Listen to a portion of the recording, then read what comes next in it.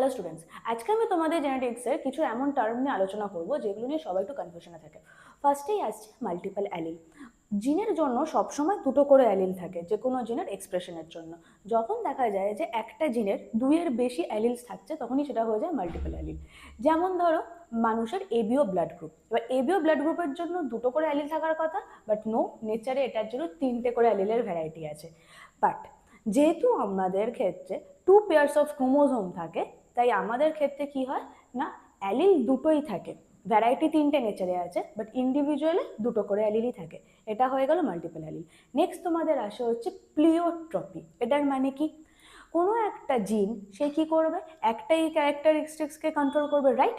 এদের ক্ষেত্রে হয় গিয়ে একটা জিন মাল্টিপল ফিজিক্যাল ক্যারেক্টারিস্টিক্সকে কন্ট্রোল করে, যার জন্য কি হয় প্রবলেমসও দেখা যায়। যেমন কি আসে phenyl ketonuria, sickle cell anaemia, এই দুটো হচ্ছে ডিজিজ এর এক্সাম্পল।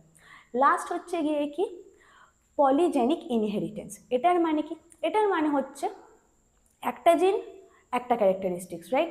এখানে দেখা যায় একটা ক্যারেক্টারিস্টিক্স কিন্তু তার আগেনস্টে মাল্টিপল জিন কাজ করছে। ইয়েস, এবার এই জিনগুলোর ক্ষেত্রে একটা টুইস্ট আছে, সেগুলো কি, যেহেতু এখানে মাল্টিপল জিন, তারা কিন্তু একই লুকাসে থাকছে না, তাদের জায়গাটা ক্রোমোজোমের পুরোপুরি আলাদা আলাদা, আলাদা আলাদা লোকাসে আলাদা আলাদা জিন আছে, বাট তাদের সবার কাজ ওই একটাই ফিজিক্যাল ক্যারেক্টারিস্টিক্সকে কন্ট্রোল করা। এর এক্সাম্পল হচ্ছে হিউম্যানদের skin colour. I hope this helps. Follow Shini's bio tutorial for more such videos.